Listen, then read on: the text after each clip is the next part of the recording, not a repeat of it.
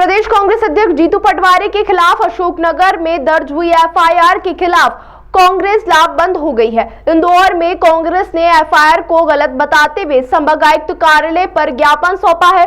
आंदोलन के रूप में संभागायुक्त कार्यालय पहुंचे कांग्रेसियों ने मामले में गलत कार्यवाही का आरोप लगाया और जमकर नारेबाजी की। कांग्रेसियों का तर्क है कि किसानों और गरीबों की आवाज उठाने के चलते जीतू पटवारी की आवाज को दबाने का प्रयास किया जा रहा है और अशोकनगर से दर्ज हुई एफआईआर इसी का उदाहरण है। कांग्रेस नेताओं ने कहा कि जीतू पटवारी के खिलाफ यदि इसी तरह से राजनीति के चलते कार्रवाई की जाएगी तो कांग्रेस सड़कों पर उतरकर बड़ा आंदोलन करेगी। गौरतलब है कि सोशल मीडिया पर वायरल एक वीडियो के मामले में कांग्रेस प्रदेश अध्यक्ष जीतू पटवारी के खिलाफ एफआईआर दर्ज की गई।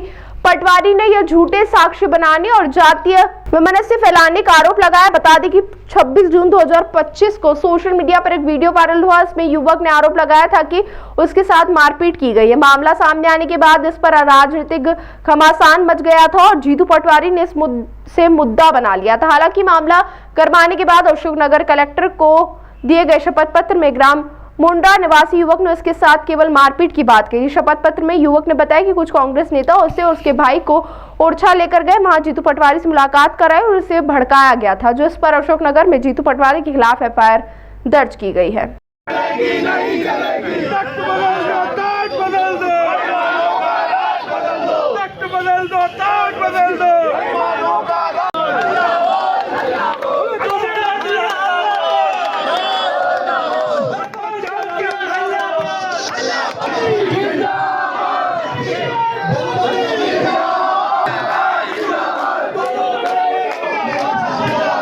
देखिए, अशोकनगर के मुगावली थाना क्षेत्र के दो युवक थे जिनके साथ कुछ लोगों ने बहुत गंदी, शर्मनाक, ओछी हरकतें करी।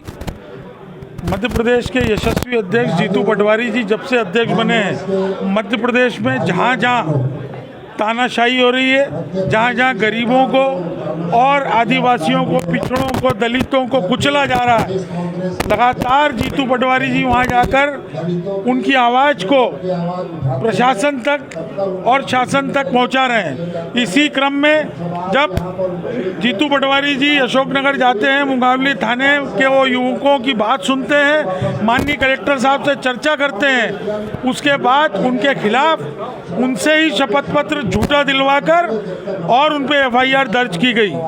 ये भारतीय जनता पार्टी का दोहरा चरित्र है। आप जो टारगेटेड राजनीति कर रहे हैं, इंदौर में हमारे एक पार्षद के खिलाफ लगातार 2 बार कार्रवाई कर दी गई। हमारे जिला अध्यक्ष जी पर भी और प्रदेश अध्यक्ष जी के भाइयों पर जिस तरह से एफआईआर दर्ज की गई और अब हमारे प्रदेश अध्यक्ष जी पे एफआईआर दर्ज की गई।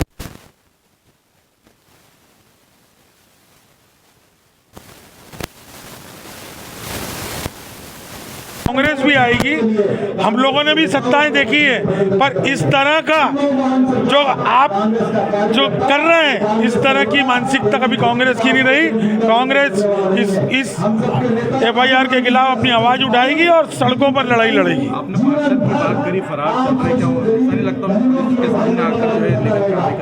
देखिए, लगातार पिछली बार वो 14 दिन जेल में रहे, उन्होंने आतंकवाद का पुतला जलाया, और उनकी विजुअल से छेड़छाड़ करके एक ऑडियो पाकिस्तान जिंदाबाद का डाल दिया गया और उनको बंद कर दिया गया, जबकि उसी प्रकरण में, उसी आंदोलन में बीजेपी के नेता भी थे, उनका नाम नहीं लिखा गया। तो ये सोची समझी साजिश के तहत हो रहा है, टारगेट के तहत हो रहा है, इसलिए वो थोड़े डरे हुए हैं, अग्रिम जमानत का प्रयास कर रहे हैं।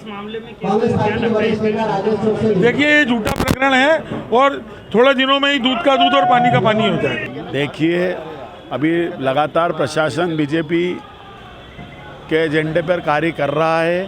प्रदेश कांग्रेस अध्यक्ष जब भी किसी गरीब दलित जनता की आवाज़ उठाने लगते हैं, इस तरीके के झूठे मुकदमे उन पर लाद दिए जाते हैं। प्रदेश भर में आप देखिए, जीतू पटवारी जी जहाँ जाते हैं वहाँ बीजेपी पूरी कोशिश करती है ना किसी रूप में उन पर मुकदमा दर्ज किया जाए। विपक्ष की आवाज़ को दबाने का ये कार्य किया जा रहा है। दलितों की आवाज़, गरीबों की आवाज़, बेसहाराओं की आवाज़, महिलाओं की आवाज़, कोई भी हो, देखिए किस तरीके से प्रदेश में डकैती, लूट, आज 35-35 घंटे तक हाईवे जाम है पर कोई जनप्रतिनिधि वहाँ जाने के लिए तैयार नहीं है। उस मामले में किसी पे प्रकरण दर्ज करने की ज़रूरत नहीं है, जवाबदारों पे उसमें भी मुकदमा दर्ज होना चाहिए। आप देखिए 3-3 लोग जाम के अंदर मर गए, लेकिन कहीं प्रशासन को कुछ नहीं हुआ कि किसी एक जवाबदार आदमी पर किसी भी तरीके की कार्रवाई करे।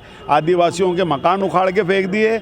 यदि उसकी आवाज़ अब आप देखिए कि प्रदेश के पूर्व मुख्यमंत्री शिवराज जी, आज अखबारों में देखा कि शिवराज जी आदिवासी लोगों को लेके गए कि इनका मकान गलत टूट गया। अब आप बताइए इससे बढ़ के क्या होगा कि 20-20 साल का रहा हुआ सीएम जो है वो इस तरीके से आंदोलन के लिए और ये आवाज़ उठा रहा है।